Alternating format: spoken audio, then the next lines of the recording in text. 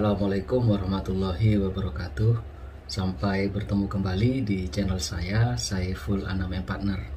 Hari ini saya akan membahas tentang penyebaran COVID-19 yang menurut saya makin sensitif.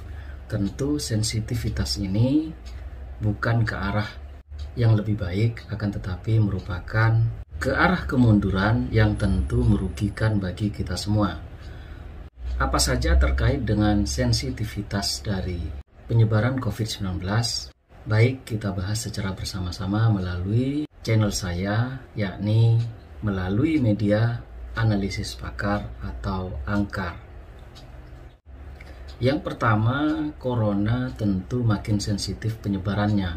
Seperti yang kita ketahui bahwa Indonesia sudah menjadi epicentrum atau pusat penyebaran COVID-19 yang kita tahu berdasarkan pemberitaan yang ada sudah mengalahkan negara-negara yang ada di dunia, sehingga kemudian tentu ini menjadi perhatian kita bersama, sehingga kemudian daya penyebaran atau sensitivitas penyebarannya itu makin hari makin tidak terkendali.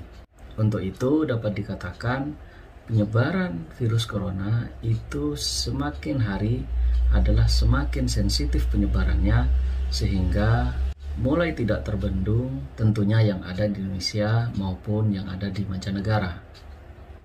Sensitivitas yang kedua adalah tentu apabila kita membicarakan tentang COVID-19, maka media sosial juga sangat sensitif terhadap pembahasan-pembahasan yang terkait dengan COVID-19. Karena kita tahu banyak kemudian akun-akun YouTube atau juga Facebook atau juga Twitter, bahkan akun media sosial lainnya yang kemudian di take down oleh karena kemudian membahas tentang persoalan COVID-19. Tentu hal ini sangat banyak merugikan masyarakat pada umumnya, karena apabila kemudian terdapat pembahasan yang berkaitan dengan COVID-19 atau bahkan pembahasan yang sangat berbeda dari apa yang kemudian diperintahkan atau difatwakan oleh WHO, maka kemudian banyak akun-akun tersebut yang kemudian di take down atau bahkan dihapus oleh pemilik YouTube, pemilik FB, pemilik Twitter, atau bahkan pemilik media sosial lainnya. Untuk itu tentu ini sangat merugikan. Contohnya misalnya terkait dengan akun Siti Fadilah Supari yang tentu bagi saya sangat menyayangkan bagi pihak YouTube kenapa kemudian harus men-take down terhadap akun-akun yang kemudian memberikan pencerahan kepada publik atau dapat memberikan informasi terkait dengan apa yang berhubungan dengan COVID-19.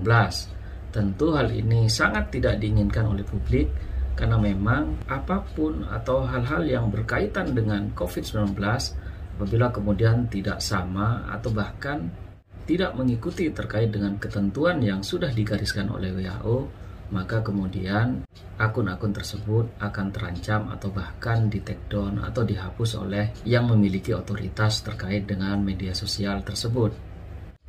Yang ketiga, tidak hanya kemudian penyebaran virus ataupun terhadap media-media sosial yang ada, tentu kemudian banyak terjadi di lapangan aparat atau pejabat yang kemudian ditugaskan untuk menertibkan PPKM darurat.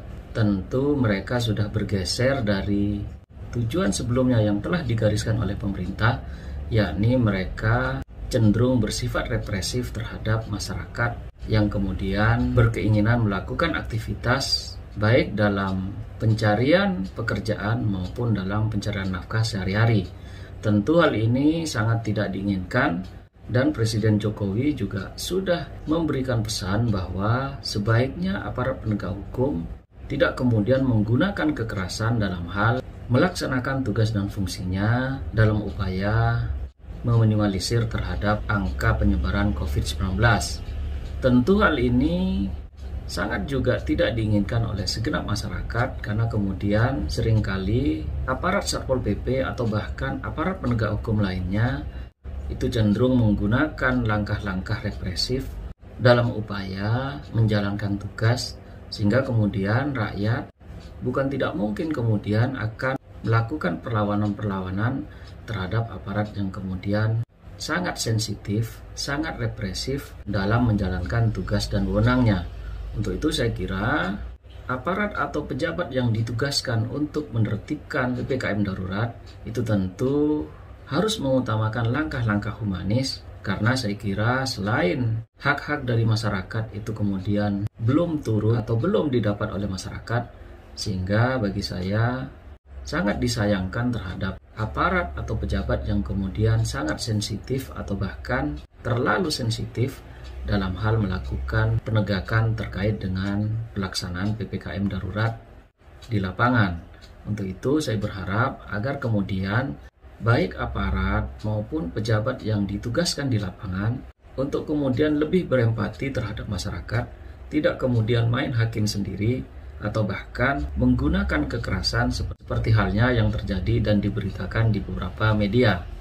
Yang keempat, atas sensitivitas aparat dalam melaksanakan tugas dan tanggung jawabnya, tentu masyarakat juga sangat sensitif terhadap kebijakan-kebijakan yang dikeluarkan oleh pemerintah, karena tentu banyak hal-hal atau hak-hak yang kemudian tidak didapat oleh masyarakat, sehingga kemudian rakyat juga sensitif terhadap kebijakan-kebijakan yang tidak pro terhadap rakyat, yang tentunya hal tersebut akan sangat mempersulit masyarakat dalam hal pencarian nafkah atau kemudian untuk memenuhi terhadap kebutuhan sehari-hari. Untuk itu saya kira sensitivitas rakyat ini kemudian banyak dipengaruhi oleh kebijakan-kebijakan atau kemudian perilaku-perilaku aparat yang kemudian tidak humanis atau bahkan kebijakan yang kurang mempertimbangkan terkait dengan apa yang diinginkan oleh masyarakat luas. Untuk itu saya kira sensitivitas ini harus menjadi masukan atau bahkan harus dicarikan solusinya oleh pemerintah,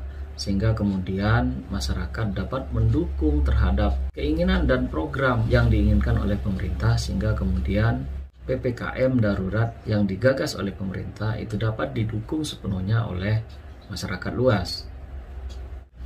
Yang kelima, saran saya adalah baik pemerintah, masyarakat, dan bahkan seluruh stakeholder lainnya itu diharapkan lebih sensitif kepada hal-hal yang bersifat positif atau bahkan jangan terlalu sensitif terhadap hal-hal yang bersifat negatif.